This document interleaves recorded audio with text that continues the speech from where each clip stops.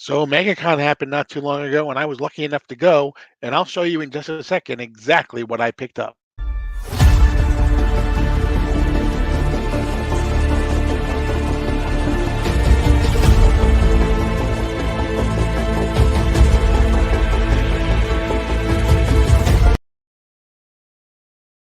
As I said, MegaCon happened not too long ago, and I was lucky enough to go there.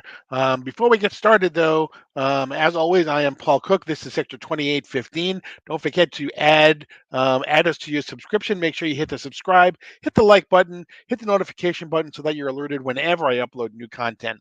Um, MegaCon happened in Orlando not too long ago, just a couple weeks ago. I was lucky enough to go, and I picked up some things while I was there, and I thought I would share them with you today.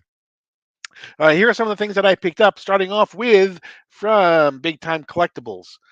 We have this is the Crow number 3. This is the steel cover edition.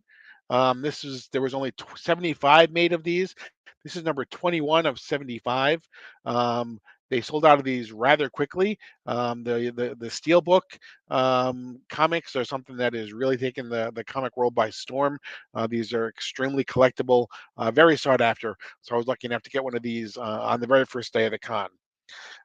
Some of the things that they had from that were exclusive to Orlando. This is Batman 251. This is the Orlando. You can see it says "Look out, Orlando." It is specifically says Orlando on it.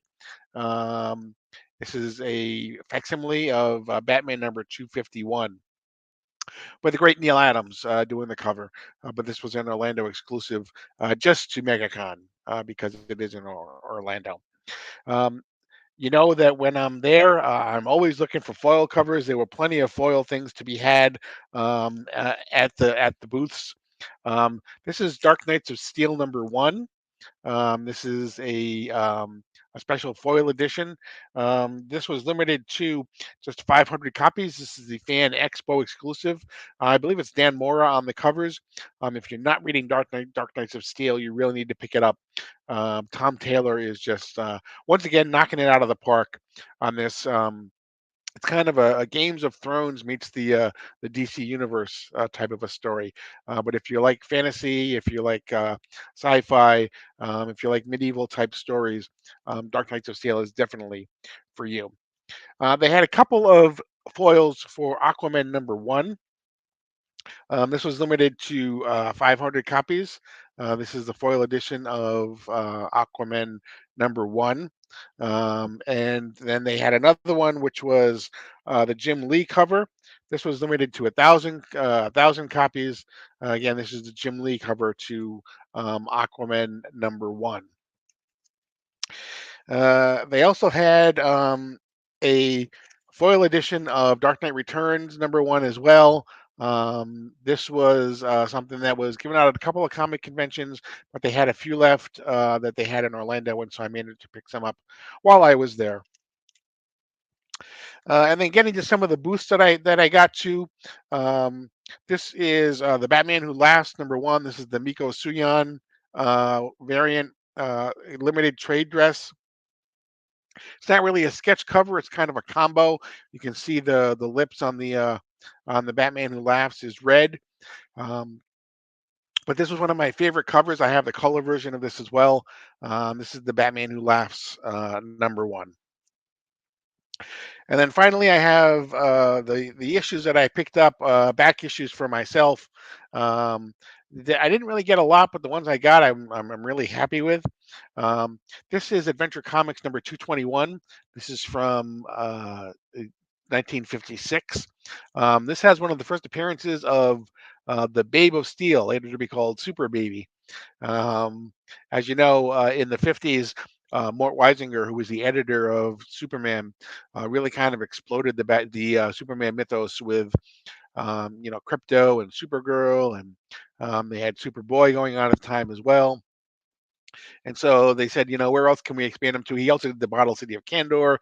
He did the super horse, the super monkey, the super cat, you name it. Mort Weisinger just kind of, like I said, exploded the mythos. But they said, well, we have a super boy. Can we put him even further back in time and let's make a super baby? And so this is one of the first appearances of the super baby in Adventure Comics number 221.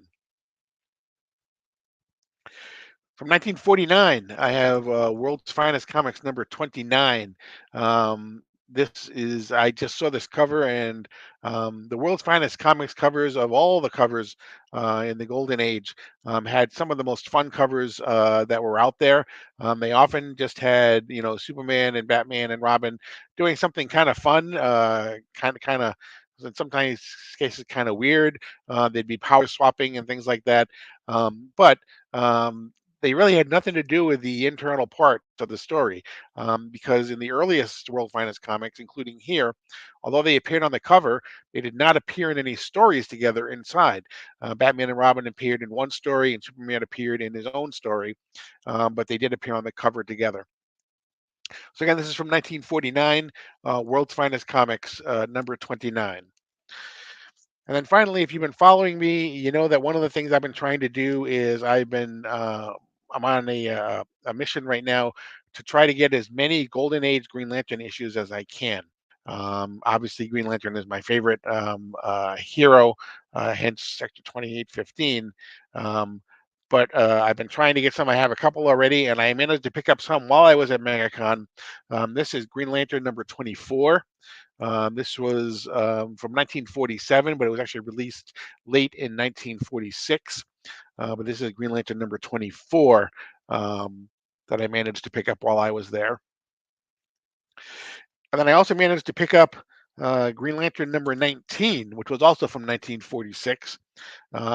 This was again Green Lantern number 19. Besides Green Lantern on the cover, you can also see his sidekick, Dobie Dickles, who was always with him in the earliest issues of Green Lantern as well. And then my final pickup while I was at MegaCon was Green Lantern number 18. Again, Green Lantern and Dobie Dickles. This was released late in 1945. Um, it's a Christmas issue, and I love, I'm a big Christmas guy as well. So Green Lantern and Christmas, kind of spoke to me as well. But I managed to fill three more holes in my original Green Lantern run. Hopefully, as time goes on, I'll be able to fill even more holes. But that was really kind of what I picked up while I was at MegaCon. It was a great experience. I managed to go all 4 days. Met some great people while I was there. I met John Jang. I had my picture taken with him. He is just such a great artist, but also a great friend of the community as well. I got to meet Simon from Big Time Collectibles, who has been a huge supporter of us here on YouTube as well. And then I just got to I didn't really get anything signed or any autographs or any commissions done or whatever. I was really kind of there just to kind of take it all in, and especially to get some comics that I was looking to pick up. So that's going to do it for this very quick edition of Sector 2815. As I said, I'm Paul Cook. Thank you so much for joining me. Don't forget to hit the subscribe button, hit the like button, hit the notification button so that you're alerted whenever I upload new content. And as of right now, you are leaving Sector 2815.